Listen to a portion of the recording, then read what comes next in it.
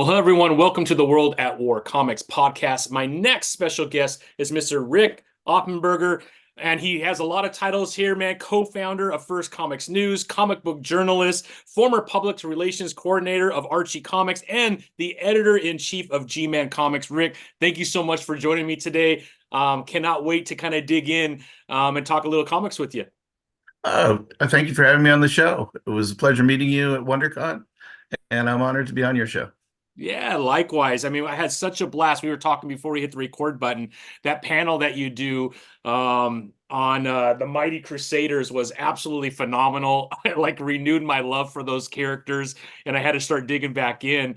But man, the history, like you were saying, about that comic and all those characters is incredible, especially when you start to talk about the names who have worked on that title. I mean, for me, when I was little, my father worked in Hollywood, and there weren't any comic specialty stores, but there was a store that sold flashback reprints of comics. And Alan Light had done black and white reprints of the old Golden Age comics with heavy cardstock covers. I don't know if you've ever seen them. No, And he would buy the comics that he'd had as a kid and read them to me and my brother. And so we got to see the Shield and Hangman and because they reprinted Pep #1 and Pep #17. Yeah. And then I had seen in used bookstores some of the 60s versions. The public library in Brea actually had comic books. Someone had donated their comic book collection to the library, and the library would check out comics. And so I had seen some Jaguar and some Fly. But I didn't really get into the Mighty Crusaders until the Red Circle launch, when they came into the direct market. And that was my introduction. And they were the greatest creators in comics. You had Rich Buckler, who had just come off a huge run on Fantastic Four. And he did Deathlock at Marvel. And he's editing it, and he's drawing Mighty Crusaders, and it looked beautiful. And Lancelot Strong, for whatever reason, I'd seen the picture in the comic price guide, the Overstreet, for the cover. And I'd see, and somehow the white stars on the red field instead of the blue field kind of caught my eye. And it looked kind of interesting. And so I'd always been interested in the character, but they only published 2 issues and they stopped. And so when that first issue came out with the Mighty Crusaders and the Fly came out, and Steve Ditko's working on the Fly, this was like wonderful. And then when you opened up those, and you have one behind you, when you open up the front page of those in the editorial, you've got Robin Snyder, who owned Heroes World, writing about the history of the Golden Age characters. And you had the Golden Age Shield and the who I have perceived to be the Silver Age Shield, in the book. Yeah. Oh, sorry. And so this was all, wonderful to me. And I was getting in on the ground floor, and there weren't that many comics to buy. And so you just pick this whole thing up. And then as I got into it more and more, you find out there's more and more history to it. You find out there's more and more comic backstory to it, because the story about publishing the Mighty Crusaders is almost as fun as the comics themselves. I mean, they have such a huge history of publication. Irv Novick, who was the artist on Flash when I was a little kid, and also did Supergirl and did a lot of the war comics, was the co-creator of the Shield. Wow. The Shield's the first patriotic superhero. He predates Captain America. But that's not where the connection ends, because MLJ were the initials of the original founders of the company. And Maurice Coyne was the treasurer at Timely. And the reason they used their initials is because they didn't let any people know that Maurice Coyne was the publisher, was the one of the owners. Yeah. And when you go over to Martin Goodman at Timely, he only hired relatives in the office positions because he didn't trust anyone, which is why Stan Lee worked there. So Maurice Coyne has to be a relative of Martin Goldwater. Yeah. And John Goldwater comes in and complains about them stealing their character, and Captain America's holding a shield that looks like their superhero completely. Yeah. And so they replace it with a round disc that turns into a frisbee before they ever had frisbees. Yeah. And it did wonders for the character's appeal. But that wasn't the end with them screwing with Marvel, because Maurice Coyne went to Simon and Kirby and showed in the books and let them know that Martin Goodman was ripping them off. And they quit and went to work for DC. Oh, wow. So then when it was time to redo the Shield, when the redoing the characters in the 50s, there was a brief restart in the 50s for superheroes. And Archie started with Lancelot Strong, the Shield, and The Fly as original characters. Marvel tried with Young Men Adventures, bringing back Captain Marvel fighting, Captain America fighting Nazis and the Human Torch. And that did like 3 issues and failed. But the interesting thing about Lancelot Strong the Shield is he started off as Joe Higgins the Shield. When they started doing it, his costume was blue. It was red, just like originally. And the field was blue with stars the way you would normally do it. And he had red hair.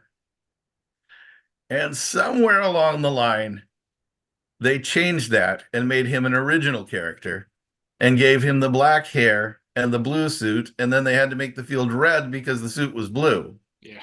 Now they only published 2 issues and it was canceled. And so you kind of wonder, how was that canceled when they only published 2 issues? Yeah. Because the way newsstand goes is you print, you ship, it gets to the distributor separates it out for all the little accounts, it puts it on the newsstand. And then when the second issue comes out, they pull the first issue, strip the covers, and send back the covers.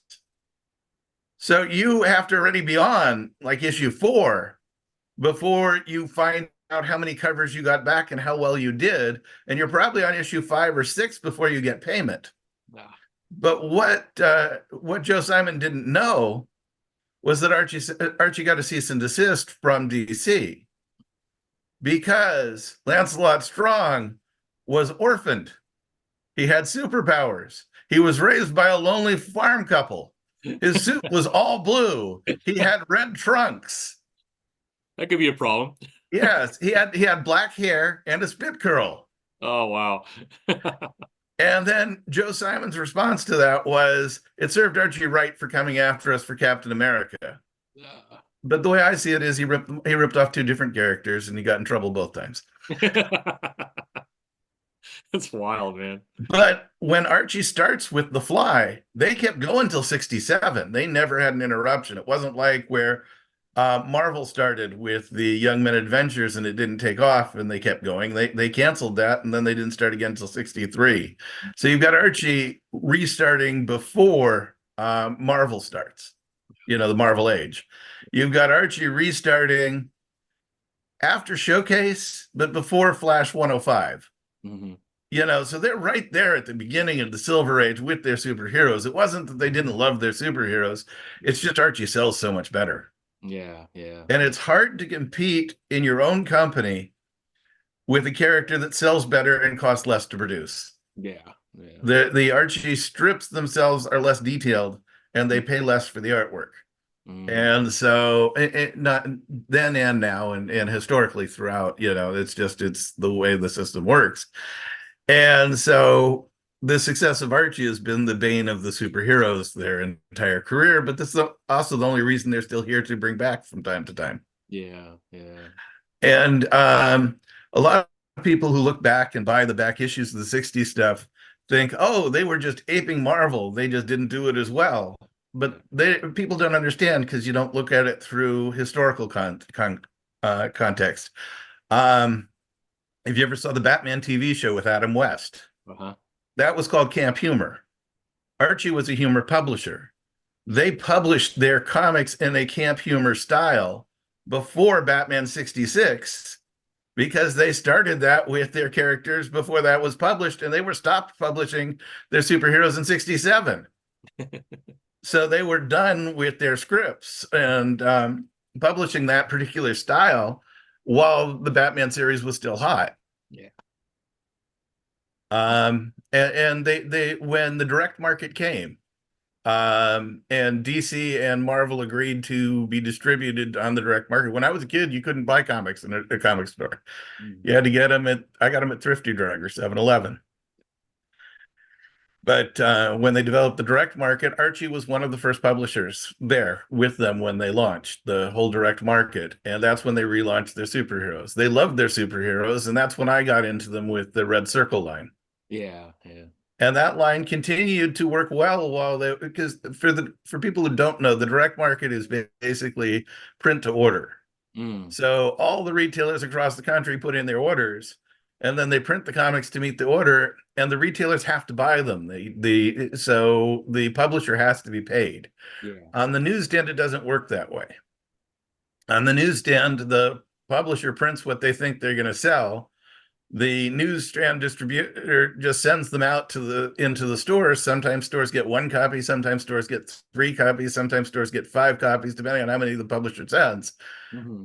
But the publisher gets to choose how many they print, and then the next month when the next one comes out, they just rip off the covers, send the covers back to the distributor. The distributor counts the covers and subtracts them, because the retailer at a grocery store doesn't pay for magazines that they don't sell. They only get money on the ones they do sell, and they get not just comics, but all the magazines they get to return if they're unsold.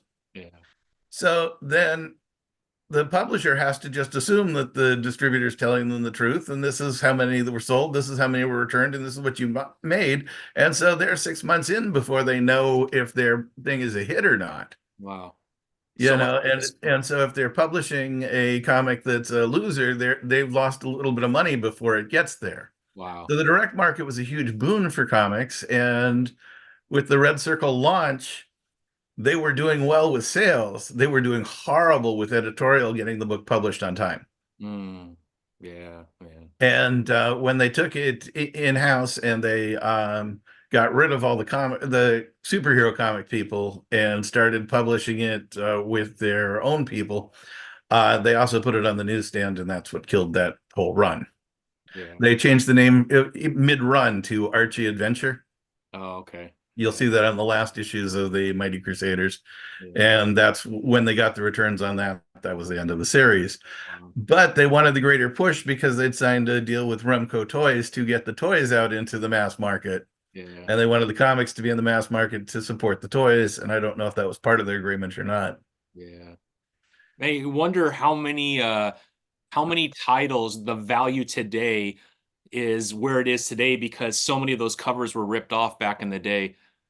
Well, I think it was you have a variety of different things. First of all, in the golden age, there were paper drives for the war effort. So Mm. all those comics, even if people took good care of them, were destroyed as people are trying to win the war, fight the fight and be part of that. And there was no collector's market. Yeah, yeah. And then there was really no collectors until Overstreet came and gave a universal price. Yeah. And it was around when I was a kid. Mm-hmm. But for the generations before that, every person just put whatever price they wanted on it. Before comic stores, I would buy comics and use bookstores.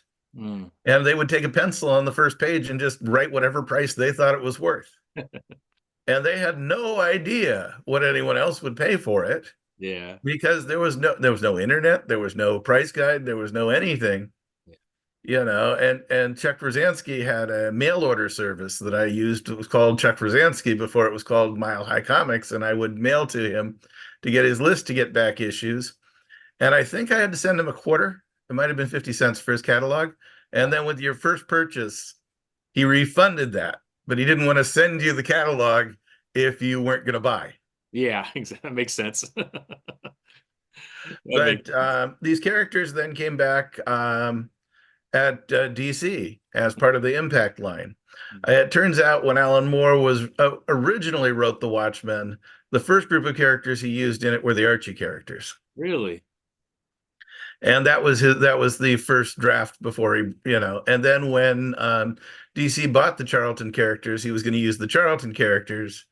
And then Dick Giordano, who had been the editor at Charlton and helped spearhead the idea to buy the Charlton characters, didn't want to leave them in the state that Alan Moore was going to leave them at the end of Watchmen. Mm. So he encouraged Alan Moore to make original characters. But if you look at them, you can see how they compare to the Archie characters. You can see how they compare to the to the Charlton characters. You can see the lineage on them just the way the story was set up. Amazing. But Archie licensed them to DC for the Impact line. Hmm. And Impact launched at the same time Valiant launched, and at the same time Image Comics launched. Yeah, the early 90s, huh? And the sales were very good compared to any other, launch like that from DC. Hmm. But they didn't look anything like Valiant or Image. And so it only looked marginally successful to them. But you got Mark Waid writing on the books. And you know what I mean? You've got tremendous talent again. Yeah, DC didn't spare any expense with the talent. yeah. And the books, when they got to a point where the sales were a little stagnant, they switched editors and they were going to do a relaunch. And so Crucible was supposed to come along and take them from being a young adult reader line to being a full, regular DC type line. Yeah. And Michael Silverclay looked at that and didn't like it because he thought it would hurt the value of the characters for the way they wanted to use them when they came back because it was only a license. Yeah. And how long did the DC have the license, Rick?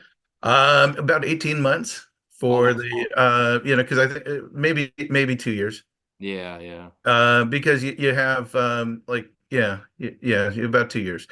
Um, and the first issues were created of the version 2.0. Hmm. And they're actually on my website, mightycrusaders.net, if you want to read them. They're in black and white photocopies, but you can still read them. That's cool. But Michael Silverclay asked them to return them, and they did. Yeah. And so then Archie was going to relaunch as with their own line of books, the Spectrum line. Mm. And of course, that came into adult oriented for them too. Not that they were adult books, but the level of violence they weren't comfortable with while publishing Archie. Hmm. Yeah. And the characters also came back to DC again. Yeah. And DC did them as part of the DC Red Circle when Straczynski wanted to use them for Brave and the Bold. He And was going to write Batman and the Brave and the Bold, and the people they were going to team up with were going to be all the Mighty Crusaders characters. incredible, man. And then after the first issue was published, or not published, after the first issue was produced, and while they were working on the second issue, he went and filmed a movie, and they delayed the project. And when he came back, they decided to do it differently, and they did the 4 one-shots and then the 2 ongoing series with the backups, and that struggled. Yeah. And again, they reintroduced all new versions of the characters, all new ways Yeah. for an all new audience. And then Archie took them back and did their own Red Circle with the New Crusaders, and that was fun and different too. Yeah. And then they moved on to the Dark Circle, where they were all a series of mini series, and they were all very much geared towards mature readers, adults, and the Black Hoods addicted to painkillers, and much more adult themes. Yeah. And now they're on to the next level of resurgence, where they're back to are the Archie heroes, and you see a two-pronged attack with this. There are a whole series of one-shots, aimed at regular comic readers. Yeah. With a new version of these characters, trying to update them. It started with Rob Liefeld doing the Shield, Yeah. but they've done Jaguar, they've done the Fox had already started, and they've done Bob Phantom, who never had his own series. Mhm. And then in the digest, they're having them interact with the Archie kids. And so I assume that and I don't know any of this, but I assume the plan is that you get the regular Archie readers used to who these characters are and where they came from and all that in the digests, and then in the regular 32-page comics, you're providing something for the older fans who generally like comics, and eventually the digest readers will reach the age where they're the 32-page readers, and they'll have grown up with them. Yeah, yeah. And does Archie still own the rights? They own Yeah, no, Archie is not a mega corporation like Disney or Time Warner. Hmm. Archie is the original family. It's still owned by the Silverclates and the Goldwaters, Wow. Wow. all 80 years. And so if they have a success, they enjoy all that success. But if they have a line that's not doing well, that comes directly out of their pocket.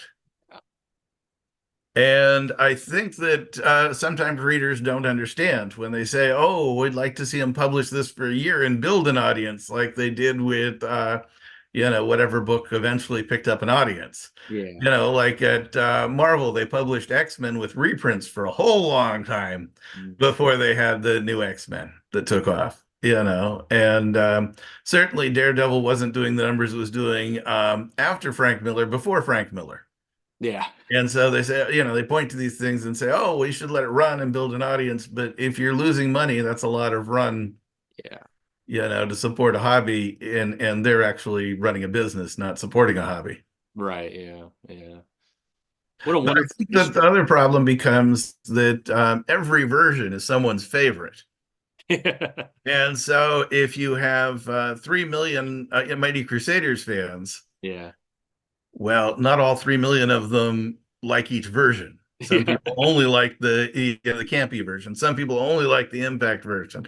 Some people, I mean, and so some people are only there for the new Crusaders version. That was my favorite version. And Really. so when you give them anything, and people online like to complain, Yeah. but when you give them anything, it's not the one they wanted. You Yeah. know what I mean? And that becomes an issue. And, Yeah. and now there's so many versions, it becomes an issue. I think that's a problem at DC too. Oh I yeah. think there's so many reboots at DC Yeah. that just as you're getting into the one you like, they Yeah. reboot again. Yeah. And then you say, "Well, that's not my version. I'm going to skip that." And when they reboot the next time, maybe it'll appeal to me more. Yeah, that is definitely an issue at DC, and that is a like a major topic even right now, right? With the Dawn of DC coming to an end and another reboot coming. You had the New 52, which also had, depending on the title. I love the Snyder run of the New 52 Batman, but there's other Yes. New 52. I was like, nah, that's not the characters that I grew up with, type thing. So it's gonna happen, right? Well, no, the New 52 run on Batman was my favorite. Yeah, the Scott Yeah. Snyder run of recent memory. Hmm. And then, the Jeff Johns run on Green Lantern. Nothing has been as good since then for me. Yeah, yeah, And so that becomes harder. Mark Waid's run on Flash was my favorite of recent times. And yeah. that's been a long time now. So not that I don't like the book or I don't follow the book or anything like that. Those were just the ones that hit the sweet spot. You know what I mean? Exactly, exactly. Well, what do you think is next for something like the New Crusaders or the Mighty Crusaders? Well, they're doing a whole series of one shots. Yeah, And yeah, so I think they're just really trying to see what finds its mark. yeah, yeah, And so I think that's experimental at the moment. You know yeah, what I mean? I think most times you're waiting in between one launch and the next, and you're saying, "Well, why don't they do anything with these characters?" yeah, yeah, Well, now every few months they put out a 32-inch 32-page one shot. yeah, And so you get to see a sample, and each one's a little different in flavor, a little different in presentation, a little different in art style. And yeah, so I think they're looking to see what resonates with fans yeah. without having to mortgage the house. Exactly, yeah, And so I think they'll keep, just putting these things out there. And if something catches fire, I yeah. mean, you look at the Fox series, there was a Fox first series, then they did it again, then Hmm. they did the one shot. So, I mean, it's not like they're in business to make money. Yeah, yeah, If when they hit the right spot with the right people, with the right market, yeah, they'll keep going. yeah, yeah. You And think they're so looking to license them out again or no? I would imagine they might if someone Yeah, else had a plan. I don't know that that worked so well. I mean, the impact numbers weren't wonderful when impact was going compared to what they were seeing at the competition. yeah, But yeah, those numbers were wonderful by the time they got to Red Circle. yeah, oh yeah. And when they licensed them to Red Circle, the plan was they were going to be in Brave and the Bold, Oh, and okay. they were going to appear opposite Batman. Yeah, And that's not the way it rolled out. yeah, yeah. One of the interesting things, I don't know if you followed that Red Circle series at DC with the Shield No, and the Web. no, I didn't. I didn't know. Okay, the Web had originally been one character, and Mhm. then in the Impact, it was an organization. Ah, yeah. So when they did the Red Circle version, he licensed the websuits. So there were 100 different webs running around as they got to the towards the end of the series. Yeah. And it was almost the same idea they did with Batman Inc. as soon as the web was over, Oh yeah. where all the Batman-esque characters from all over the universe were, kind of working for Bruce Wayne. Yeah, yeah. Incredible, man. Incredible. I just I guess like you said, they're trying out the one shots, trying to see what sticks, and then maybe something will happen. But man, when I listened to you and when you were on that panel and we heard the history, it's just like you said, the amount of amazing Hall of Fame type writers and artists that were on these titles, absolutely incredible. And even like Rob Liefeld and Mark Wade, and it was just incredible. Even some of the ones that are still at a high level today had worked on this title, and the history is just absolutely amazing. And it's interesting how these things crisscross with one another too, because the editor on the original Pep comics with the original Shield, the co-creator of the Shield is Harry Shorten. And Harry Shorten worked at Archie as the editor, and Irv was the only one in the Archie offices. So they worked on this together directly. Well, Harry Shorten left Archie and made the Thunder Agents. Mm. John Coördinator bought the Thunder Agents and published his own Thunder Agents, and Archie distributed them for him. When they started we're going to start the Red Circle comics, John Coördinator was the original editor. His name only appears in the first Mighty Crusaders issue because Richard Goldwater fired him. Oh wow. And that's when so then that was an ongoing theme because Rich Buckler, who was the writer and artist on Mighty Crusaders, took over. And while he did good work and hired good people, he couldn't get it in on the deadline times, and Archie never missed a deadline before because the Archie stuff came in on time. Yeah. And so then they were going to fire him, and they brought in Bill Dubé, but Bill Dubé was Rich Buckler's brother-in-law, so they didn't give him all the titles. They gave him part of the titles, so they couldn't fire Rich Buckler entirely. And you know what I mean? It was a mess. But I mean, that happened with the Silver Age launch too, because after issue 4, Richard Goldwater decided that he didn't want Simon and Kirby on the book because he thought the style looked too golden age and it didn't look slick enough for him. Yeah. And certainly what he put out afterwards ran for 50 issues bi-monthly. Yeah. But I don't know that anyone in comics anywhere else thought that what was put out was superior. You know what I mean? All of a sudden he was magically an adult instead of a kid. Yeah, exactly. Yeah. One of the interesting stories too is that the Fly was originally Spider-Man. Yeah, I remember you saying that at the panel. That blew my mind. Joe Simon created a character called Spider-Man, and he hired C.C. Beck to draw this. And they were going to sell this to Harvey Comics. And C.C. Beck is the artist from Captain Marvel, from Shazam. And he had retired, and he came out of retirement, and he drew the first issue, and he drew it in the same style that he draws in, you know. And so the original character is the orphan kid who's Tommy Troy, and he finds the magic ring, and he becomes Spider-Man, and he fights the Fly. And so as they're going, he decided that the name was outdated, that Spider-Man, they didn't want to call him Spider-Man because everything was man. It was Hawkman, it was Batman, it was Superman, it was, you know. And so they changed the name to the Silver Spider, and that was what Harvey was supposed to publish. And there were a lot of memos, and they were going back and forth on how they were going to publish this and what they were going to do with it, but Harvey never pulled the trigger. They just had meeting after meeting after meeting. And so when Archie contacted him and wanted to produce 2 books for their Silver Age launch, the second book that they pitched to them was The Fly. Well, The Fly was the Silver Spider that started off as Spider-Man. And so when they pitched it, C.C. Beck was back out. And so Jack Kirby was going to draw it. And they decided, so that the Harvey brothers weren't upset with them, they were going to switch it from a spider to a fly and a fly to the spider. So the villain became the spider and the hero became the fly. And there are few sections where, because they just had Jack Kirby redraw the whole thing. Uh, And there are a few sections where it looks a little awkward, where the character should have been a spider, is not and not a fly. But and he's still a little kid, and it's still the Captain Marvel thing where the kid turns into the superhero. And yeah, then when Simon and Kirby left, they made him an adult attorney. yeah, But over at Marvel, Jack Kirby told Stan Lee about Spider-Man, looking for more work for himself. Because he had done the Fantastic Four, but then as it turned out, Stan Lee didn't like Jack Kirby's version of what he wanted to do with Spider-Man, because he wanted Spider-Man to be much more meek, and he said that Jack Kirby drew him much more heroic.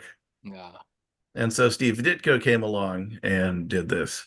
But you have to wonder how much of this original Joe Simon stuff is still in Spider-Man, yeah, because Stan was light on the original plots, as the artist carried more weight, or at least that's the way the story goes, as the artist carried more weight in the storytelling, and then he was very heavy in the dialogue.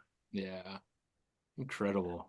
But it's just an interesting story, as all these characters weave back and forth. But all of this stuff used to be published in New York, with publishers that had known each other and worked together in the periodical business before there were comics. And all these people publishing comics were also publishing magazines. Yeah, And so a lot of them were partners together in different ventures. yeah. Incredible, huh? Yeah. I mean, the Charlton people got in trouble for publishing copywritten music. Did they? They were publishing the lyrics for copywritten music without paying for the copyright. And then from there they went into comic publishing. Yeah. Rick, how long were you at Archie? You were there for, was it 10 years? Yeah, I was there for 10 years. Yeah, yeah. I had been working at Silver Bullet Comics as an editor, and they had assigned me to work with Alex Segura at Archie. They gave me his contact, and they said, we want to do more coverage of Archie. And this is Alex Segura's email address. Let's work with him and get some things going. And so I was working there when I was doing interviews, and I did interviews with a lot of the Archie people, and I got to know some of the people at Archie, and Yeah. I got to interview Michael Silverclate. And then I went to Newsarama and Comic Book Resources, and I was still doing interviews. And Alex Segura sent me a note saying, I'm leaving Archie. I'm going to go work for DC, but it's been a pleasure working for you, and hope to work with you again while we're at DC. A really nice little note, just an email. And so I'm driving to work, and I call up Michael Silverclate, who I'd interviewed. And I said, I heard Alex is leaving. I'd like his job. Oh, wow.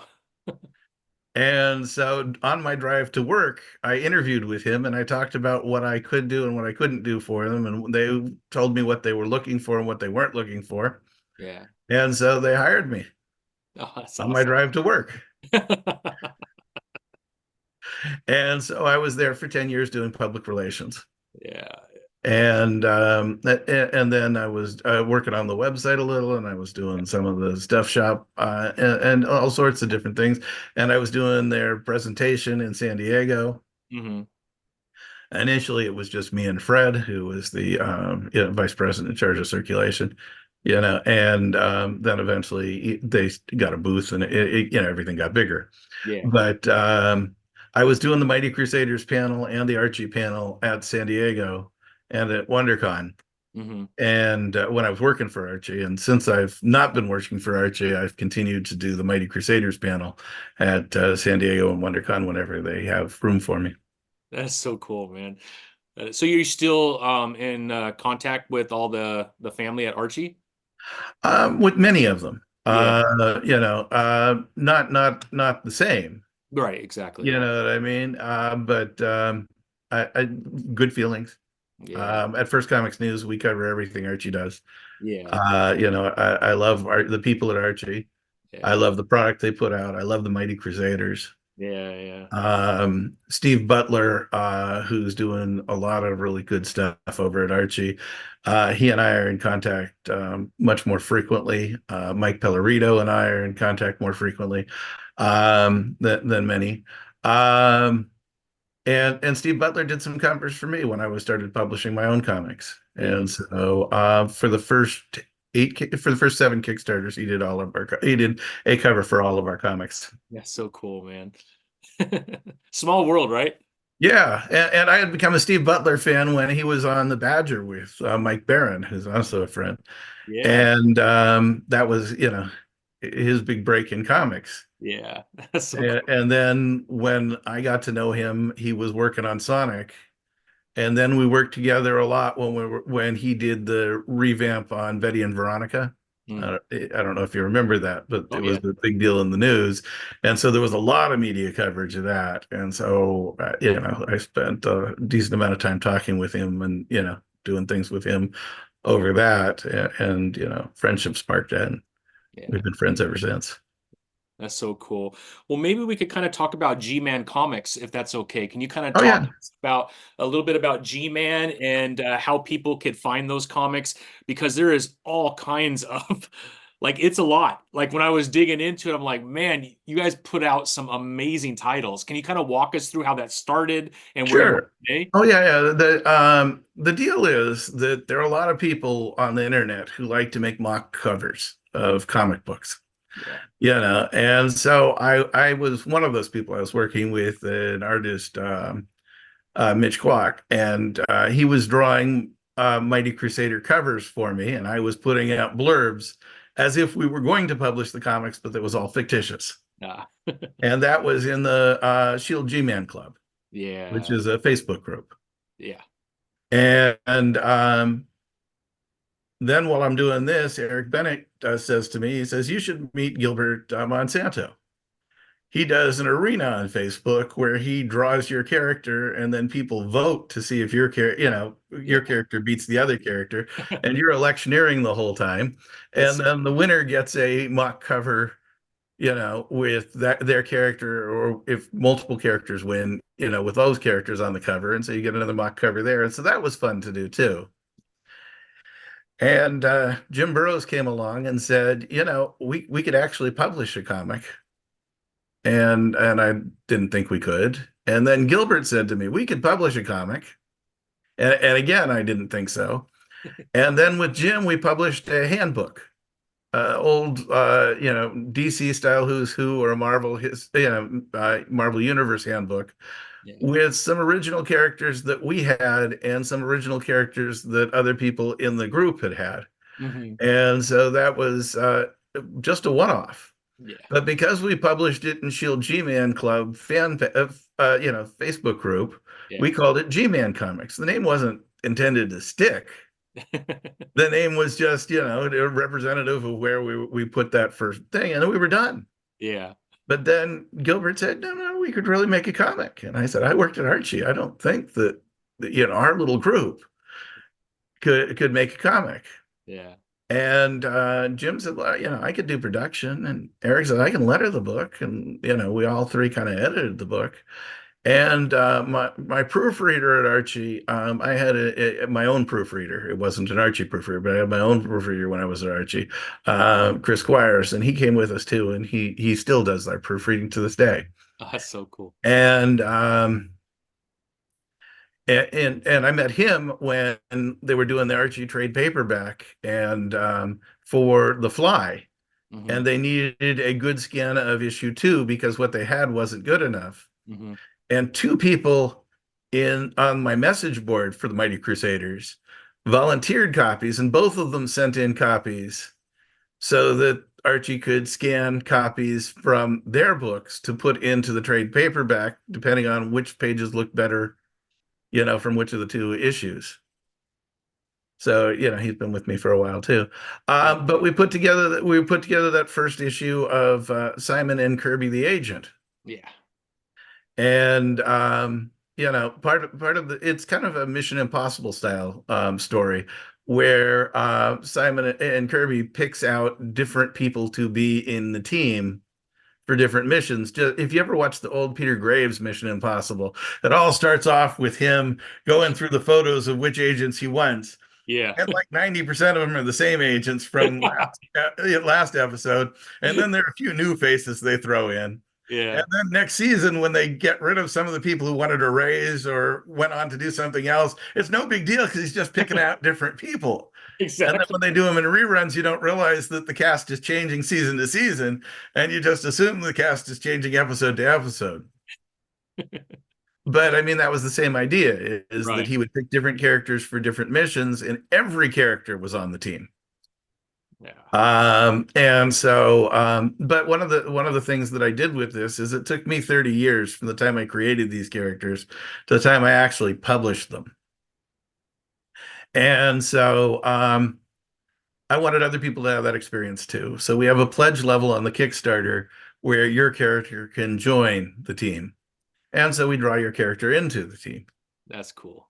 And so while we were producing issue 1 with Gilbert, Alan Furr contacted me, and he had done a piece for me, and he says, I could do a comic for you too. And so he did issue 2 at the same time Gilbert's doing issue 1. And I just thought that we would do issue 1 and then do another Kickstarter for issue 2. But as it turned out, Alan finished first. And Gilbert's had the little hook that I really wanted, that other people could join us and be part of this experience. So issue 2 is the only issue that doesn't have guest stars from different creators. Mm. But Alan and Gilbert have done all the art for Agent Kirby on different issues. And so we did the first 2 issues in the Kickstarter, and it did well, and we took the money and we went on to make the next Kickstarter. And so the next Kickstarter was going to be the 3rd issue of Agent Kirby and a book we called 3-in-1, where Marvel used to have a 2-in-1.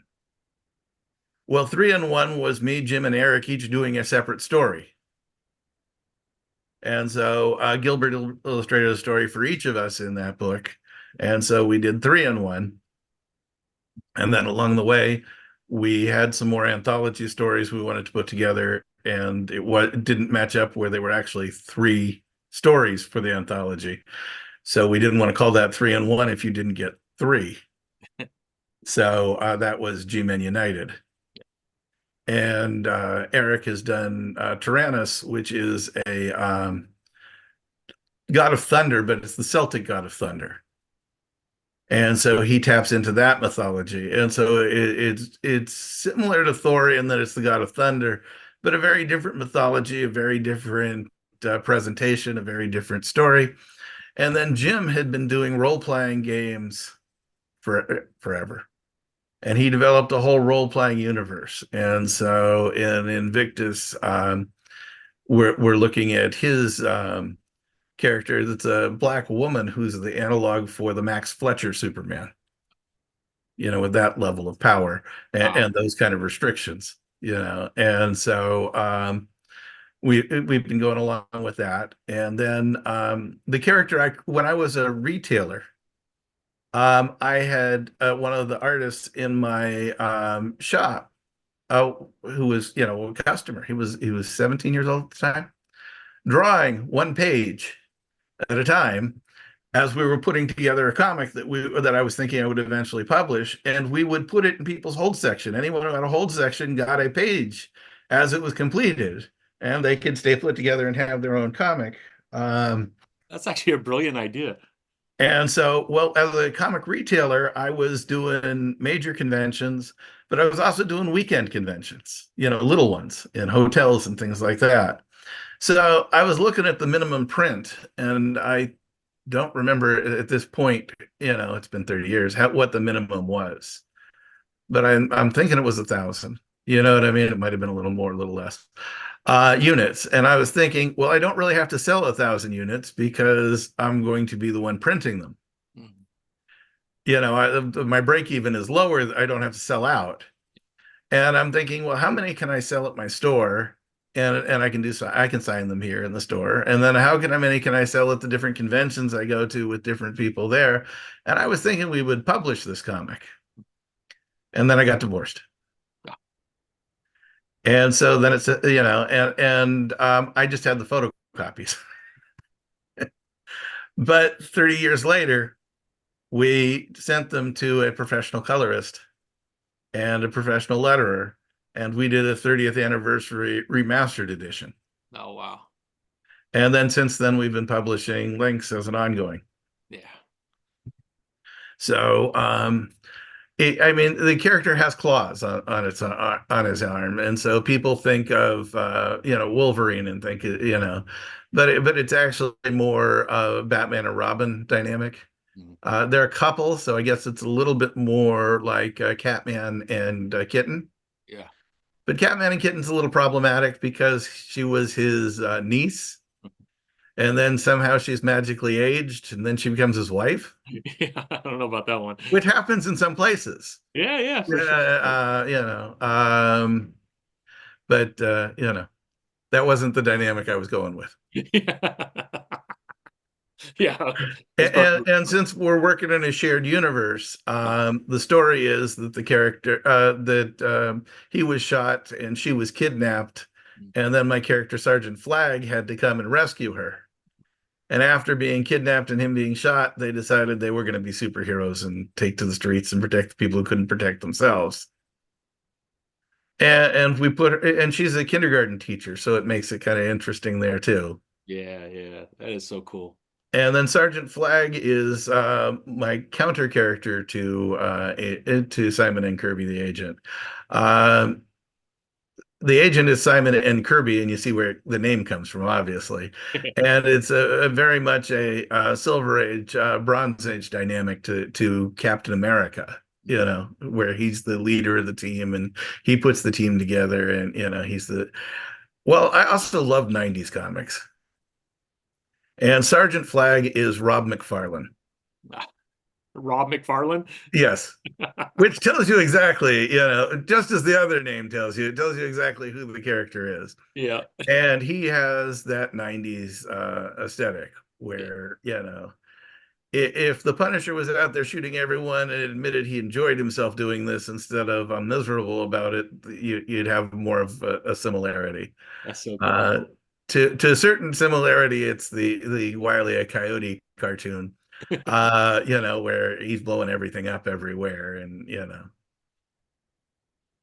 That's so cool. So you have Sergeant Flag, Lynx, G-Man United, and then I thought you wrote Judah Maccabee too, right? Yes, I did. That one was different. Judah Maccabee is I'm Jewish. And I talked to my rabbi and I said, I want to do a Judah Maccabee comic, and I'd like it to be historically accurate, but I'd like it to have superheroes. Yeah. I'd like them to look like superheroes. Yeah. So I had a drawing already, and Gilbert Monsanto did that. And I showed it to him. And so then we went and retold the historic story. Well, Gilbert isn't Jewish. And so we're describing this to Gilbert, and we're sending him pictures, and that was a long process. Yeah. Because the people who see it don't understand the process that went into it. Yeah. And I didn't understand exactly what I was getting into either, because I had told the story, and then, of course, he said, no, this isn't historically accurate. This isn't historically accurate. No, this drawing isn't right. No, they're in the wrong position. They shouldn't be doing this. No, that this was bigger, historically. And so, aside from the superhero comics, it's as historically accurate as we could possibly make it. Yeah. And it was an interesting telling of the story. And then next year we did a Christmas special with the characters, and they looked a little more cartoony, and we did our superheroes. Yeah. That's so cool, man. So like that last one, when was G-Man started? And then G-Man started September 2019. Oh, 2019. Okay, yeah. And so this is their 5th year. Yeah. And we do 2 Kickstarters a year. Yeah. And that is the only place to get our comics. Yeah. That's cool. We had decided, and I don't know if it's right or wrong because we haven't ever done it the other way. Yeah. If we had sold them continuously on our website, there would be no reason to go to our Kickstarter. Yeah. I It's mean, when we good do to the for Kickstarter, community, every right? time there's someone who buys all the back issues. Yeah. Yeah. Now, with this last Kickstarter, all the back issues is 52 issues. We published 52 comics in 5 years. Oh, wow. Okay, and we do both print and digital. Mm-hmm. For someone my age and your age, there's a total fascination with the print comic that we absolutely love. Exactly. But for someone younger, they're only interested in reading on their tablet or on their phone. And Exactly. if you don't offer the digital, you lose that market. In addition, there are people who've run out of storage space for their comic collection. True. I'm pretty close. Yeah. Yeah, and My so they wife thinks say, I'm well, already there. I don't want to add a room Yeah. or rent a storage unit for my comic collection. Yeah, Yeah. and so the digital option works well for them. They can still read the stories, enjoy the stories. Yeah. And Jim Burrows does all the production on the books, and he makes sure that it looks good for all the readers. And not the actual purchasers. I'm talking about like the devices, like the Yeah. tablets and things like that. And So it kind of the, flows. yeah, and so he tries to make sure that the two-page spreads come out nicely when they split as best we can. And he's aware of what it'll look like on your phone, what it'll look like on your tablet, what it'll look like on it, if you have a Fire tablet instead, what it'll look like on your PC. Yeah. And he does a lot to make sure that the quality is there. But it's me, Jim, and Eric and Gilbert, and it's the four of us producing comics, and it's our characters. We do have guest stars from different people, but we're the ones writing and telling the stories, Yeah. and it's all of our childhood. When we were younger and we were drawing our own superheroes and imagining our own superhero universe. These are the characters that we had that we're bringing to life. Yeah. Yeah. That is so cool. Is there any thought of doing like a collected works, an omnibus of those 52 issues? Well, my next goal is to actually get them into comic shops somehow. Yeah. Yeah. And with the last Kickstarter, we did a crossover between Sergeant Flag and Tomorrow Girl Oh, okay. at Anarch Press. Mm-hmm. And they're going to do an Anarch Press version of the same comic, and that'll be released into comic shops. That's cool. And so I'd like to get the books into comic shops and then do the trade in the comic shop. Yeah. But if that doesn't really work out, I'm not looking at doing like a major, phone book. Not Yeah. that anyone knows what a phone book is anymore. A major phone book of the I know what it is. You and I. of the 52 issues. Yeah. In reality, I would break it down probably into 4 issue segments. Yeah. Like a We true do trade. we do one we're working on right now is issue 9 of Agent Kirby, and so we do 1 through 4 and then 4 through 8, Yeah. and then Lynx is on issue 5, and we'd put all the first 4 issues in the first trade, and then do the next one. We'll get to the next part. We did a special with Lynx, and we did and I reprinted the others, so we might go a little heavy with that because the 30-year-old book, I don't know that I really want to charge people for, but we might want to throw it into the back of a trade paperback. That would be pretty cool, though. I mean, if people want it, we sold it. We sold it in the Kickstarter, but I haven't put it back out, Since that time. as something that people may actually want because, it is older. Yeah. And of course, my writing wasn't as good at the time, and yada yada yada. Yeah. But yeah, I'd like to do a series of trades, and even those we could make as trades, they're evergreen. Yeah. Exactly. Yeah. But that might hurt back issue sales in the Kickstarter, Yeah. which is the other aspect, because we're counting on the funding from the Kickstarter to pay for the next round of comics. Exactly. Yeah. And so we don't want to do anything that would reduce the income from one Kickstarter to pay for the next, just to have like a cash grab for the trade paperbacks. But as you get into more and more, some people might be new to the series and might not want to buy 10 back issues, but might buy one trade paperback and then come back and buy another trade paperback and catch up. Yeah. So we're talking about it and we're thinking about it. Because I mean, there's certainly crossover between floppy and trade paperbacks, but I do believe they are fairly distinct portions of customers that only buy trade paperback as opposed to floppy. And I feel like you said, like I'm a floppy guy. I love my little floppies. I like going Right. to the comic book shop every Wednesday. But I have a lot Yes. of younger fans that I talk to on Instagram and TikTok, and they just wait for trades to come out for everything, just because it's simpler. A lot of times they live in a very small apartment. They don't have room for long boxes and all that good stuff. So I do think there's a market for both of them, and hopefully you wouldn't lose one or the other, right? You would just gain a new market by doing a trade. Yeah, no, exactly. So I mean, I'm thinking about doing a trade. We Invictus is at 3 issues and Tyrannus is at 3 issues. Okay, yeah. So And close. excuse me. Yeah. Um, so I'm thinking that when we get to 4, we could Mhm. do one trade for Tyrannus, one trade for Invictus. We could do 2 trades for Agent Kirby. Yeah. Sergeant Flag had the special and 3 issues, and so we could do that. Yeah. I'm not sure what I want to do with all the anthology stuff, though. Yeah, yeah, that'd be interesting. Because the anthology stuff, some of it has some of the other characters, and we may want to put that in the trade, Yeah. or we may want to do something with the anthology. And I've done 2 Christmas specials, one with serious superheroes and one with really cute superheroes, and then we did the Judah Maccabee one. Yeah. And so I'm thinking we could put all 3 of those together into a trade paperback as a holiday gift. That'd be cool. And I think that might be fun. And when is your next Kickstarter? Do you already have that planned out yet or not We quite? already have, yeah, the next Kickstarter is G-Men Endless Summer, Okay. and that launches on August 1st.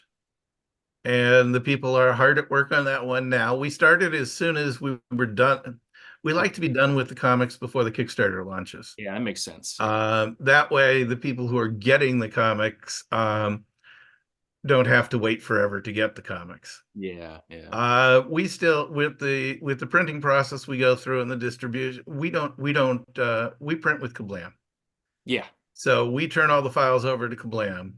Mhm. And so the Kickstarter ends in 2 weeks, 15 days later, we finally get the funds from Kickstarter because they don't give you the money right away. Exactly. Yeah, they And sure they're so when they making give money us off the of your money, fee. Right, they're we, holding on to we it. turn over all our files to Kablam. Yeah. And Kablam then starts the process of going through all of it. And since we have, this time I think we had 6, 7 new comics, and then we have all the back issues. So we ended up with there are 52 comics potentially, for everyone, Yeah. and everyone's getting a different order. Yeah. And so they have to, print the new comics, put everything together, and they handle all the shipping for us too. So that's a process. Yeah. Yeah. And that process takes them approximately 6 weeks from printing to packing to, ship it to actually taking it to the post office and labeling it and all that. Yeah. So we ran our Kickstarter February 1st, and it ran until March 1st. Hmm. And then we got the money mid-March. And so now we're at mid-April. And so we're probably 4 weeks till everyone actually has their comics from the last Kickstarter. Yeah. Yeah. But if we waited, we would never get the next bunch of comics out. As it is, it takes everything to get the comics out every 6 months for us. Yeah. If we had a whole professional staff, we might be able to get this thing moving a little faster. But as an independent publisher, where all of us are doing this part-time, it's really 6 months per comic. And so the reason we're able to do this is we publish multiple comics in each Kickstarter. Yeah. That's how we got so many comics out. But in addition to that, one of the things I don't like about Kickstarter is that you pay $10 for the comic, and then you pay another $6 for shipping that comic. Yeah. And so by putting 6 together, we discovered, well, it's actually 5. 5 ship for the same price as 1 in a Gemini mailer. Yeah, they do. Yeah. That's And so by gang publishing these things, we're able to save the backers tremendous amounts of money on shipping. yeah, yeah. And even if they order back issues, we only charge the incremental difference in weight. Yeah. So that we think, although I could be wrong, because we haven't done it any other way, I think this helps them so that if people want to buy our comics, they get them with a reasonable delivery fee as opposed to what I can, 60% on the price of your book for shipping. Seems Yeah. unreasonable to me. Yeah. Yeah.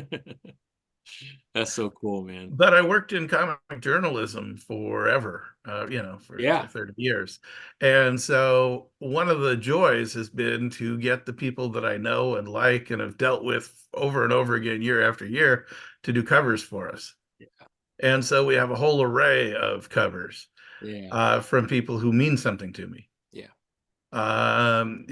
And so that part is nice. The one I didn't get was Steve Lytell. He died of COVID Yeah. before I got the cover from him. Mm, And that put all that actually kind of made me realize I really have to work on this, because who knows who yeah. I really wish that I had a cover for, so that my comic journey included them, Yeah.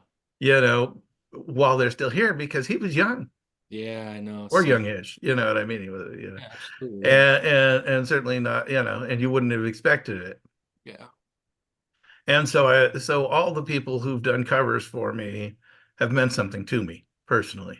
Yeah. And I've had some relationship with outside of, oh, you do a cool cover. Yeah. Um, so that part's nice. Yeah. Originally we couldn't control ourselves with covers, and one of our books had 5 covers. Um, That's this very last normal these Kickstarter, days, Rick. That's very normal. well, I understand that, Marvel and DC are doing like 52 covers, but I mean, I don't. Dynamite with some of their Disney properties, they have like 23, 25 covers. It's crazy. Yeah, but I mean, they're not a lot of people who wanted every cover from us. They just picked their Yeah. favorite. Yeah, that makes sense. But still, And covers, 20 something covers for one issue. yeah, exactly. So this last Kickstarter, we went down to 2, Yeah. a Okay. regular and a variant, and we wanted to see if that made any difference. Hmm. And I'm not entirely sure still after having done that. So Yeah. I'm trying to keep myself down to 2, but we might, they keep sneaking up on you. Yeah, I mean, if you have the opportunity, why not? I think it's a lot of fun. Well, sometimes you just say, okay, well, I've got these covers here for my August Kickstarter. Well, we had almost all the covers for the August Kickstarter when we did February. Hmm. We had at least half, if Yeah. not a little more than half. And we would have just included them in February, but because we were trying to only do 2, we didn't stop getting the covers. We just tried to be more reasonable with it. So we'll see.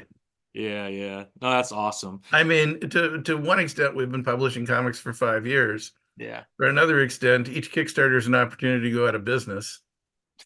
And each one is a learning experience for us, and we pick up different things from each one. Yeah. This is Kickstarter number 9 coming up in August. And Eric said, why don't we do like a Marvel Illustrated swimsuit special? There you go. And I said, well, I thought he was joking. And no, it turned out to be, we're going to do that. Oh, how And cool. so now we call him the Kickstarter Endless Summer. Oh, so that's And what that came. it's been a lot of fun, and the artists have had a lot of fun, and we've had a lot of fun with it. And so we're just gonna do 20 pinups with our characters, male and female. Yeah, yeah. Just like Marvel Illustrated did. Yeah, that's so cool, man. And so we're just having fun. Yeah. And we're having fun for ourselves, and we just hope that people have fun with it and have fun down the road. Sergeant Flag number 3, right here with Mm, our regular artist, not one of our famous friends, but just yeah. our regular artist, Oh, Stephanie that's Renee, beautiful. That is is a finalist for cover of the year for the Heroic Awards oh at yeah. C2E2. Yeah, I'll be there. I'll be part of the Heroic Awards. I'm part of that team. Oh, okay, so very good. Yeah. So potentially next weekend we'll know that if we've won or not, but we're certainly in there's 6 finalists, so we're very honored to be part of that. You know, that cover is incredible. That cover is nice. Oh, I was really impressed that each shard of glass has a different image in it too. I mean, it's Oh, just amazing. yeah. And so I was very happy. And if you voted for us, thank you. Yeah. No comment. I'm on the Yeah, team. no. You can't. Yeah, I understand that part. Yeah, yeah. But congratulations. I mean, it's a Well, beautiful thank you. cover and well deserved to get this far for sure. Yeah. Yeah. Well, thank So, you. but you won't be at C2E2, right? I will not be at C2E2. I hadn't planned on going, and then all of a sudden they said there are awards, and I thought, well, Yeah. I didn't want to fly out just to, and I don't have a ticket. I'd have to arrange something with the promoter to, cover it for First Comics News. But at the same time, I wasn't sure that I wanted to fly out to Chicago, come to the awards. We don't know if we won or not, Yeah, sure. as this goes. Now, if Yeah. I knew I would have won, Yeah. I would have flown out Yeah, yeah, yeah. because I would want to be part of that. But if I Well, don't if you need know, my help while you're there, and if you do win, I could certainly make sure I get that to you. yeah. Yeah. But if I didn't want to just fly out to be in the audience to watch someone else win as Yeah. they pan the camera to the losers as they do at the Oscars to see the disappointment on my face Yeah. and think, oh, I flew out for this. Yeah, yeah. You know, Nice. Yeah, yeah. Well, I mean, yeah, we'll because have to see, it's but halfway across the country for me, and I didn't know that. yeah, because you're in Southern California, right? Yes, I am. So am I. So yeah, it's a little bit of a trek to get to Chicago for sure. Right. My daughter used to live in Chicago, so I'm familiar. I mean, I love it's one of my favorite cities to visit, though. I love Oh, yeah. Chicago. Yeah. I'm a big baseball guy too, and you can't go wrong with two of the oldest teams in baseball there either. Absolutely. Yeah, yeah. Yeah, Well, no, no, I'm not, the quality of fun, I'm sure, is there. It yeah, just wasn't in the plan, it wasn't in the budget. yeah, And, absolutely. and of course, Yeah. Well, like maybe we could kind of shift now over to First Comic News, Rick, and can we talk sure. a little bit about how that started and the Oh, sure. longevity of it? And boy, if you're not going to First Comic News to get your news, you're making a huge mistake. There's so much amazing information on there from some amazing folks too. So if you could kind of walk us through, that would be incredible. Sure. Well, when I had a comic store, I was looking for ways to promote my comic store. And so one of the things that I had read was that says, well, become an expert in your field in some category, Mhm. which is easy to say. Yeah. Well, the big trade publication at the time was the Comic Buyer's Guide. Yeah. And I had taken high school journalism. And so I contacted Don Thompson and I said, I'd like to be a freelancer. And so the idea was that I could plug my store occasionally, or at least in my byline, Yeah. and build up some notoriety. So I started covering things for them. Yeah. And one of the things, and I'm in California, so different things are happening for me. And they were in Mineola, and most of the comic industry was in New York at the time. Hmm. But one of the things that happened for me, fortunately, in my exact area, with people I actually had known and met, was Image Comics was formed. Yeah. And so I covered a lot. I covered that as well as covering other things. Mm. And so there was a lot of work there for me at the Comic Buyer's Guide, and I wrote several pieces, for them each as it kept going. Mhm. And then when I got divorced and lost the comic store, I had stopped writing for them, Mm. and they kept going without me. They weren't dependent on me for that. Yeah, right. Yeah. But and I just thought I wasn't exposed to enough comic news. But the internet was new. Yeah. And so for the Yahoo list server, it started off as eServer or something like that. And then it became the Yahoo list server. I was doing what was a service I called Superhero News. Mhm. And it was a clipping service. And so I had contacted all the publishers, and they were giving me all their press release and all their news. And so I was releasing their press releases and doing some, and just doing my part from not actually being a retailer. Hmm. Yeah. And then I got in contact with the people at Comics International, and they said they contacted me and they said, we've subscribed to your service and we're publishing your news, and we'd like to give you a free subscription because we're using Guys are your stealing news. from you. Yeah, and so that was really nice. Yeah. And so then I'm doing my own thing, and I built my own Shield website on GeoCities, if you remember GeoCities. Yeah. And I wanted a picture of the founders of Archie Comics, MLJ, and I contacted Michael Silverclate, and I had asked him for a photo, and he said, "Is this for an article?" And I figured if I said no, he wasn't going to give it to me. Yeah. So I contacted Phil Hall, who at Comics International. I said, I need to write an article on Archie. Yeah. To get my picture, I need to write Yeah, to this. get my picture. I just wanted Yeah. my picture for my website. Yeah. And so he said, well, That's I work awesome. at Comic International and I'm doing a magazine called Borderline, Uh, and we'd be happy to publish it there for you. So I sent Michael back an email. Yes, we're going to publish this in Borderline magazine. And so I did the interview with him. And uh, and that's how I built the original relationship that got me the job at Archie, yeah. was by doing that interview. And so I turned that in and they said, well, it's a nice historic piece, but there's no real hook for any reason why we need to put it in issue 1. We could hold it for issue 2. We could hold it for issue 3. There's no current hook. So Paul Costiglia, who's a longtime buddy, who was the writer of Archie's Weird Mystery, was changing the title from Archie's Weird Mystery, which was the name of the TV show, to just Archie Mystery. Mm. And so I interviewed him and Fernando Ruiz, and I attached that as a sidebar to the history of Archie Comics. Yeah. Very, And so that started my run on Borderline. And then Borderline ran out of funding, and the last issue was available online as a PDF on Silver Bullet Comics. Mhm. Well, I had a lot of interviews in the works because I was doing it. Once I started working on Borderline, I just did an interview every magazine. Yeah. So I would line up one creator I wanted to talk to versus another.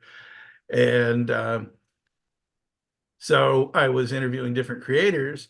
And when the magazine came to an end, I had several interviews in the can. Mm. And so Silver Bullet decided to pick me up and run my interviews. Mm. And so then I was running interviews for them on a regular basis. And the person who was posting the news quit. And I was posting news on, the Yahoo listserver, so I could easily just post news for them. You do that. Yeah. And so they explained to me how the back end of their system worked. And so I started posting news for them. And so when I interviewed Neil Adams, it was too long. I had Mm. talked to him for 2.5 hours. We covered his whole career. And they wanted to break it up in 5 parts, and the editor they assigned to it was going slow. And I had a scoop that Neil Adams was going to go back to DC and do Batman for the first time. Oh, wow. And between the time I got the scoop and the time they actually published it, someone else mentioned it somewhere on the internet. And I was furious. Yeah. Yeah. And so they made me an editor. There you go. And I became the feature That's editor at Silver Bullet. not And so then always. I could edit my own stuff. And I use that as an opportunity to hire other freelancers who I use the term hire loosely, recruit other Recruit. freelancers There you go. uh, to write for the publication. And so we were doing this. Yeah. And then I had a scoop from Keith Giffen Yeah. on Blue Beetle, and we were going to do that in the interview. And while we were waiting for the clearance on that, there was supposed to be a date we were supposed to hold the interview for. On the rumors page, someone mentioned the thing that we weren't allowed to mention in the interview. Oh. And I was furious. Yeah. Yeah. And so as it turns out, he said, no, it didn't come from my story. He didn't read it. Well, because you post these things early and then you hit the publish button, if you're familiar with how this works, when they go live. But you put everything up before then while waiting for it to go live. And so I thought he had read it from, and that's where he's getting his information.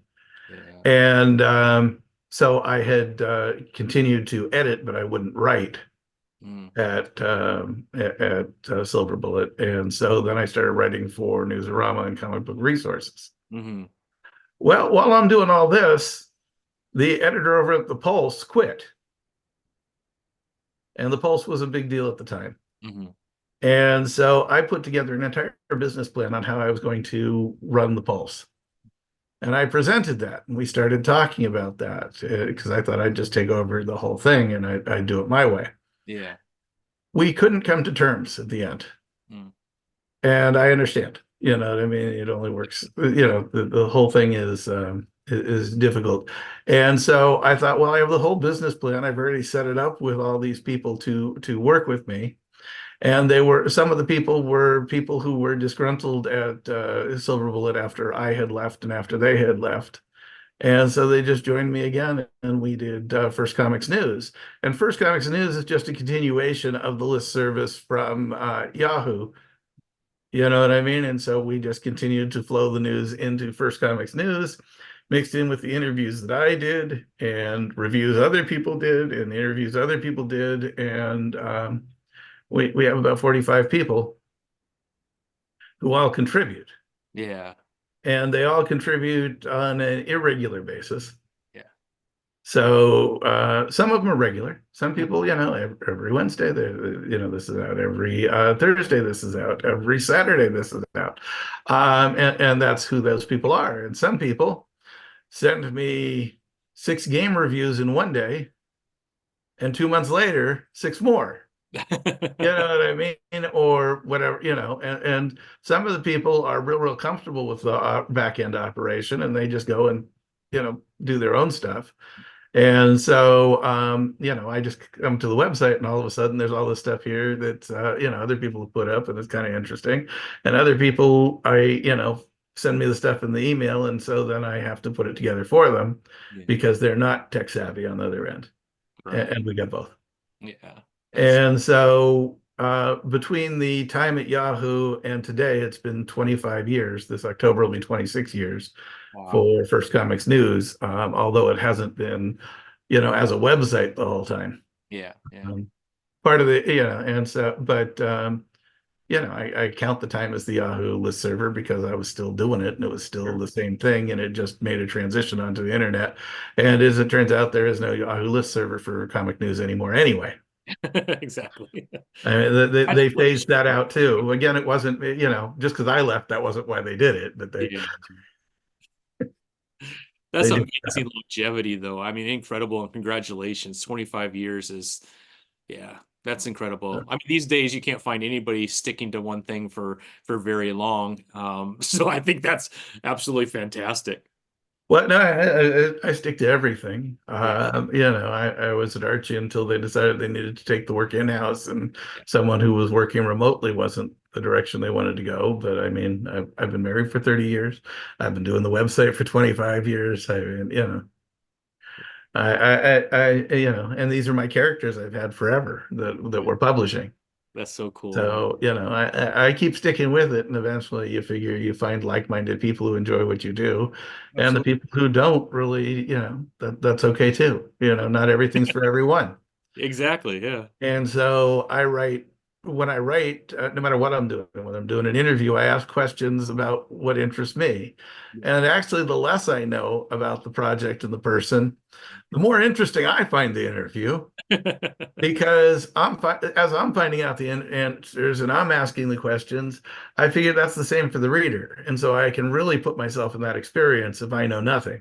Good point. The more I know, the harder it is to actually, you know, Yeah. generate questions that, you know, I think will be interesting, but, you know, I already know the answers to the questions I'm asking, and that, you know, or to some of them. Yeah. Yeah. Yeah. When I write a story, I write it for myself, and it's such a long process. From the time I write it to the time it actually is published is like 8 months. Okay. 'Cause I write ahead. Hmm. So I'm writing the stories for the February 2025 Kickstarter now. Yeah. And so those will be written and edited, and you know, and as soon as this Kickstarter is done, you know, as soon as the August Kickstarter launches, all the artists will start working on February. Yeah. And so but so there's a little bit of humor, not slapsticky humor, not sitcom humor, but just the way it occurs in my natural life as I'm living my life, where funny things happen to me, Yep. you know, and I try and make them reality based as much as possible. But you got people in tights running around doing superhero stuff. But I like, you know, it's the things that I like. Yeah. It's all the elements that I enjoyed from all the comics I've read in my lifetime. boiled down into the way I would like to see the stories told. Yeah, yeah. Now, Rick, with all your experience and writing your own titles, is there a creator or a publisher that you're kind of looking at right now that you're like, wow, I really kind of like what they're doing and what they're putting out? I like everything. I Yeah, mean, I know you do. You're a comic my, fan, but I mean, is there one that you're like, my, wow, my this my really? exposure is huge to comics. Yeah, I know. All right, that might be a tough. To a certain extent, you look at like a little publisher like AC Comics. Yeah. Okay, Bill Black started this in 1969, Wow. and they're still publishing today, Yeah. and they're just chugging along. Yeah. And you know that as a small press publisher, and as we're saying this, a lot of people listening are saying, "Who? What? Yeah. I've never heard of that." And yet he's still publishing from 1969 to today regularly. Wow. You know what I mean? You look at I do a panel called "How to Get News Coverage," Hmm. aimed at small press publishers. And you look at people come there, and we've seen them from the first time we've done this to today, and they've published their comics, yearly. Some of them, Hmm. just once a year. Some of them, I'm only publishing twice a year. Yeah. Some of them a little more frequently, but the stick-to-itiveness is really what impresses me. The ability to, really want to tell your story and get it out there and to not give up. And, it's all just really a matter of building on what you've done. And there are a lot of independent publishers that we like to, that we support, both as First Comics News and as G-Man Comics, trying to support other publishers who support us too. Yeah. It's a small community. I mean, you're part of the Hero Awards. Everyone in that category Yeah. is an under 1% publisher. Absolutely. You Yeah. could put all of us together and our output probably doesn't equal Marvel, all of us combined. Yeah. You know what I mean?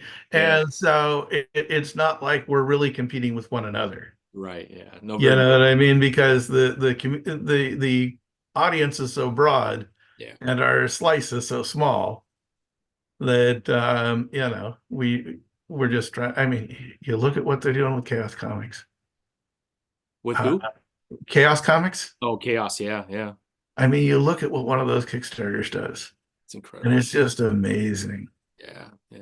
And he did a store signing for me 30 years ago when I had a comic store. Really? Yes, Was your comic store in Southern California? in Chino. Oh, in Chino. Nice. Yeah. Yeah, right off the freeway, right Yeah. there at the central off ramp. Yeah.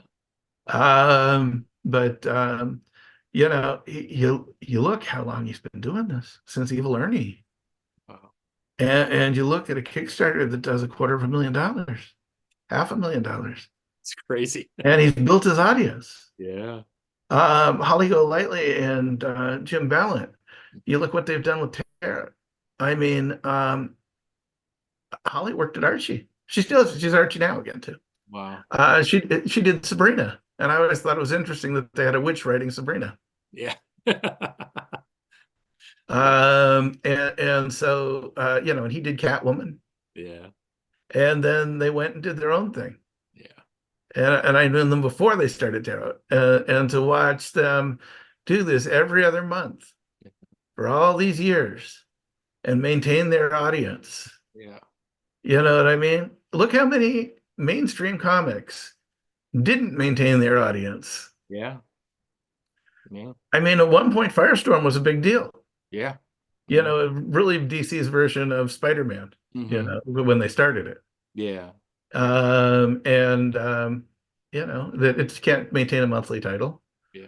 The Dennis O'Neil run on Question is probably one of the better runs of comics, and yet never a good run on Question ever again. Yeah. Yeah. Interesting, huh? And so they're able to keep their audience and do this Hmm. month in and month out, year in and year out, and it's all real impressive to me. And so I'm always impressed with people who can, live their dream and share it with the world and find an audience for that. Rob Liefeld's doing Last Blood right now. Not that he needs me to promote anything he's doing, Yeah, yeah, which is his own comic that he's publishing on Whatnot. yeah, Well, I mean, he could write his ticket anywhere because he yeah, did, he wanted to do the Shield, yeah, posts on Facebook, and all of a sudden he's doing the Shield. You know what I mean? If he wanted to do Deadpool, he'd be doing Deadpool. He did Deadpool Batter Blood over at Marvel. yeah, You yeah. know what I mean? Anything he wants, and he's doing his own stuff on his own platform for his own, his own readers. Yeah. And he could also easily do this through Image. Yeah. You know what I mean? But that's not the direction he wants to go to. He wants to really just give it to his super fans, and so that's impressive to me. Just the idea that you would say, I want to make a product for the people who really like my work and I want to reward them for being my fans. I mean, that's a That's different idea than saying I want to get this out to the most people that I possibly can and make as much money as I possibly can from this. yeah. Yeah. No, I love it. We're seeing a lot of, I mean, you see what Jeff Johns and Brian Hitch and Peter Tomasi are doing over at Ghost Machine. Yeah, Scott Snyder has just been producing, I mean, he's utilizing Dark Horse and a few others, but he's also has really focused on the independent, even though he's going back to DC for at least a short run, is what we're hearing in the news, with their ultimate universe that they're creating. yeah, I mean, you have a lot of you have Rick Remender, which I don't think he'll ever go back to Marvel or DC. He is just doing incredible stuff on his own. Daniel Warren Johnson. I feel like you're seeing a lot of these amazing writers and creators that were with Marvel and DC for a long time, really taking advantage of this boom that's taking place in independence. And then you have all these different crowdfunding sites like Indiegogo, Kickstarter. You have the new one, Zoop, which is really interesting. But yeah, I mean, I like as a comic book fan, I'm loving it, right? right, Not that I don't, I wish Jeff Johns would write Green Lantern forever because I right. love his run on Green Lantern. But to see what he's doing with Ghost Machine and some of the other titles with, it's like a Hall of Fame group of people that he's brought together at Ghost Machine. I just love it. And I think this boom in independent has been so good for comic books. I'm sure you're kind of feeling the same way, I would think. I think that the market is bigger than what we're seeing in sales in Right. general, and I think that's always the case. Yeah. I mean, people said, "Oh, well, comics became too expensive," but you look at what people are paying on Kickstarter, and you look at what people are paying for these collectibles, and you look, and I don't think that's the case. I think the problem is that the publishers don't always publish what the audience wants. Absolutely. That's I And if you publish if you listen to your readers and you publish what they want, yeah. they will be there. Yep. And as you're seeing this tremendous success in indie comics, it's not that the indie comics are better written if they write over here than if they write over there. Yeah. The difference is that each publisher knows what they want to produce and what type of product they want to put out, and that may not lend itself as well to the creativity that the writer could do. Because clearly, if you can sell Ghost Machine, you could be sitting there and having the best-selling Superman book of all time. Yeah. You know what I mean? Just pouring Yeah. gasoline on it. Hmm. But because that would just amplify on its own. Yeah. But it doesn't, because DC has certain policies that the parent company wants. And not only that, parent company has different plans for movies and TV shows and licensing products, and they have their own editors who have their own ideas of how this all should fit together, and then they have layer upon layer of editorialship. Hmm. And so I think when you let these creators loose, they produce probably higher quality work Yeah. with less popular characters. Yeah. And if you combine those two, you'd be back to Marvel in the 90s. That's a good point. That's a good point. Because what made the 90s so special at Marvel is an entire group of young readers who Hmm. grew up with an entire group of also fans who became readers. I mean, you know, you had a whole group of people at one point join in the 70s who had been fans, because everyone before the 70s, you didn't have comic fans actually Yeah. working in the comic industry. And those generation of fans inspired a whole new generation of fans that saw that. And that was the 90s with a lot of energy, a lot more control by the creative people and less editorial. And you had some tremendous work, but you had some crap too. You know Yeah. what I mean? It wasn't all tremendous. Yeah. You Yeah. know, you point to the highlights, but there was a lot of stuff that was weak. But the publisher always has the idea of killing the goose that laid the golden egg. The Punisher would be like one of the best examples. That book was unbelievably hot in the 90s. Yeah. And so what do? You do a Punisher Armory. It's Yeah. a gun catalog drawn by someone who doesn't draw them as well as photos work. And it sold better than any gun catalog you'd ever seen. And then they have Punisher War Journal and they have Punisher War Zone. And they put out so many books that the audience decides, well, I'm just going to read my favorite. Yeah. And when they fractured the audience, then there wasn't enough audience on any single book to carry it forward. And he has 0 books today. Incredible. You know what I mean?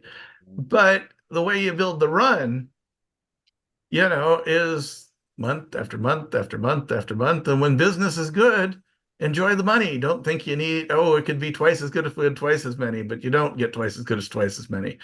You get some new readers because there's a new jumping on point. Some people would read it twice a month. Yeah. And but the core title drops while the others rise. Yeah. Yeah. And so like when you get something like Ghost Machine, they put all their energy into it too. And Yeah. it's not 25 different Ghost Machine titles. Yeah. Exactly. Yeah. Yeah. So that part helps too. And I don't know how you get around that part. You know what I mean? Because as a publisher, your goal is to publish as many comics that are successful as possible. I mean, especially when you're owned by, Disney and Warner Brothers, right?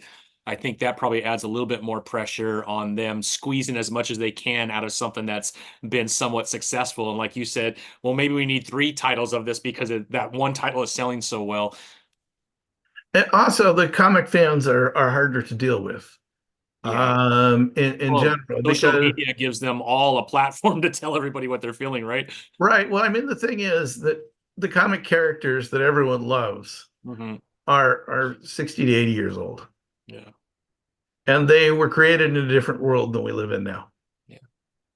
And the readers who joined it want them to be the same as they were whenever they joined the series.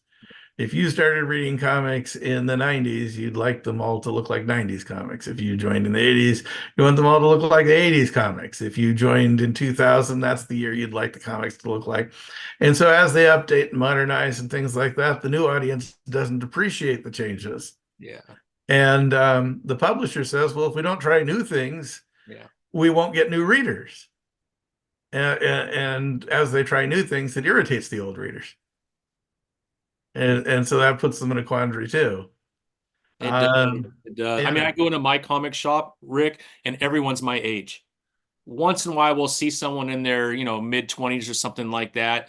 And they're certainly buying those newer titles, but for the most part, again, I'm not there every day, but I go to my shop a couple times a week, just because I'm good friends with the owner, and we just sit back and we complain about everything like you always do, and it's a lot of fun to talk about comics. But yeah, I'm wondering how that's working though, Well, because yeah, because I a mean, lot of newer readers. because I was talking to my retailer too about Yeah, this, and I was saying, well, I like this, and then this kind of irritates me. And yeah, he says, they don't make the comics for you. yeah, And I said, well, what do you mean they don't make the comics for me? I'm the customer here. yeah, And they said, no, no, no, no, no. You're not the demographic they're shooting for. You've exceeded the demographic they're shooting for. And so they're aiming for a different demographic who want different things in the comics. yeah, yeah, And so, and I'm not one who's overly upset about what's going on in mainstream yeah, comics. yeah, And I know some people are. yeah, yeah. But I do get Hmm. that each generation has their own values and their own things. And Yeah. as comics change, they kind of reflect society. And they always have. And they always have. They always have. Yeah. I'm sure there were a great number of outrage when Speedy's hooked on heroin. You know what I mean? And you think they did that in the 70s. Yeah, yeah. You know what I mean? And Yeah. So you never, you don't think of any of the, and then they dealt with the repercussions of that forever. They would briefly mention that he had a problem with drugs, for all these years since then, for the last 50 years. Yeah, yeah. No, that's such a good point, and I agree with you. I tend not to say too much out loud, except for, with close friends. Because like you said, I have this community that I'm part of, not my community, but this comic book community on TikTok, and it tends to be a little bit younger on TikTok. Instagram is a little closer to my age, so I spend a lot of time there. But on the TikTok, I'm seeing all these fans that really like a lot of the new stuff that I have a hard time relating to. And so I always try to be careful not to like overly pitch my complaint about why that's no longer the Batman that I loved, right? Because they're loving it and I don't want to discourage them from enjoying what they enjoy. So I'm kind of in the middle somewhere, right? I'm like, well, I can't read it anymore because I can't relate to it, but man, there's a whole host of others who can. And so I think as someone who loves comics, I want to be careful that I don't discourage others from reading something that they might enjoy too, right? Well, having said that, I still read Batman every month. Uh, I use that as probably a bad example. I just use that but as an yeah, example. I get that. One of Yeah. the things I didn't like was the subtraction. Mm, When they decided that they needed to replace one character with another. When they got rid of Logan and yeah. only had X-23, Mm, I wasn't happy. yeah. Now, when they bring Logan back and both of them are Wolverine, I'm cool with that. Yeah, that's cool. Yeah. I like Miles Morales, and Yeah. he may actually even be a superior character. Yeah. Yeah. You know what I mean? It depends on the story. Sure. You Sure. know what I mean? But it's just I prefer that everything add. You can have more than one of the same character. You can, I mean, there have always been, uh kid versions with sidekicks, and then like the Teen Titans weren't actually sidekicks. And Yeah. you had the new Warriors that were kind of sidekicks that weren't sidekicks. And there's always room for, and it doesn't matter that they have the same name. There are Yeah. 25 different Green Lanterns. Yeah, exactly. You know what I mean? But it's nice to see addition as opposed to subtraction, and let the market decide what it wants. Market always If, does, right? Eventually. and so, publish both Wolverines, Yeah. and let them sell. And if one of them doesn't sell, it doesn't sell. That's fine. But don't say this is the only one we're publishing. Yeah. Yeah. Good point. And not to say that I didn't like the X-23 Wolverine stories. I just didn't see why I couldn't get both. Yeah, exactly. Yeah.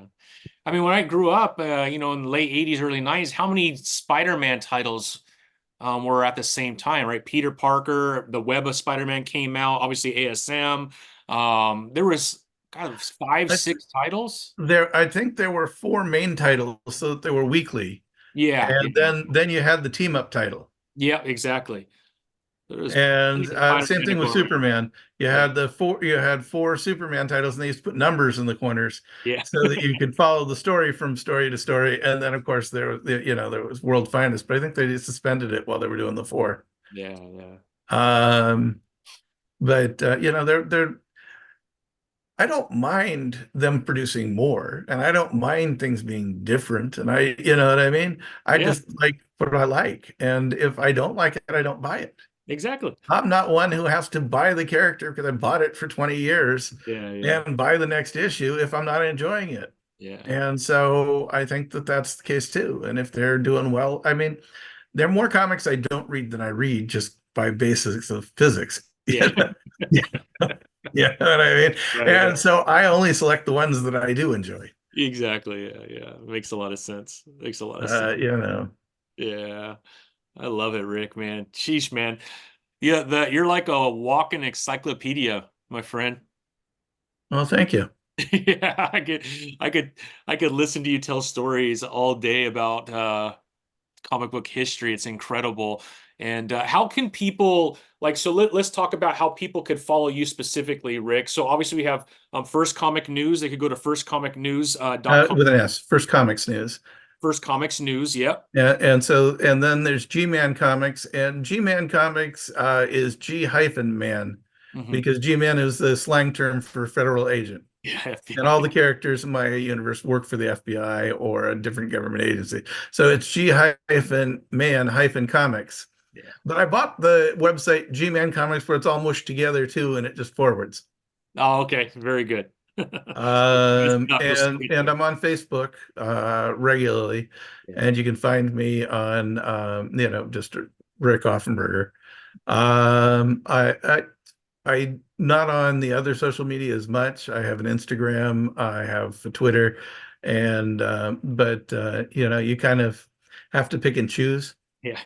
And because we have a Facebook page for First Comics News and a Facebook page for G-Man Comics, and Simon and Kirby, who is the superhero of of the flagship title, has his own Facebook page, and so which is just basically promoting the comic when we're doing the comic and when we're not doing the comic, oddball things I see where I wouldn't want to fill up my own Facebook page with weird and odd stuff. I do that there, and I hope that just entertains people in between when we have nothing when I have nothing really to say. Yeah, yeah. I love it. I love it. Well, Rick, can you? Yeah, Oh, you can find me online. We have a Kickstarter landing page, and okay. if you just go to and it's G-Man Comics Endless Summer, and you can just search that. Or if you go to our website, the link is on the homepage of the website. And you can sign up to be notified when we go live in August. August is a ways away now. But you can enjoy this podcast and then click on that link and forget about us. And August 1st, you'll get a little email saying, "Oh, and we're live now." Yeah, yeah, exactly. Exactly. And then you had mentioned that you always do WonderCon and San Diego Comic. Those are the only ones that Yes. you normally are at, Rick? I have gone to other conventions too, Yeah. but those are the two that I do every single time. Yeah. And do you I have a mean, table for G-Man Comics or you just go as a panelist? I just go as a panelist. Yeah. When I was a retailer, I had a table as a retailer, Yeah. and when I was at Archie, we did the Archie booth. Yeah. But if you go as a exhibitor of some kind, you're kind of stuck at your table for the entire convention. Yeah, exactly. And Yep. if you go as a person, you get to enjoy the convention. You get Yeah. to go from side to side. I get to hang out with the people that I only get to see at those conventions and talk to them. I get to buy things. I get to hang out with my son and my daughter-in-law, and Who I got to meet, by the way, were wonderful. Yeah. thank you. And they come with me, and so it's one of those things where a lot of the parts that I enjoy about the convention wouldn't be there if I was stuck behind a table and that's all I saw all day. I'd probably make more money Yeah, because I make no money. I'm spending money instead at the exactly. convention. You know what I mean? But I think that's why I do those two conventions. Yeah. Yeah. Very cool. Well, Rick, I can't tell you how much I appreciate getting to hang out with you. I hope we could do this again.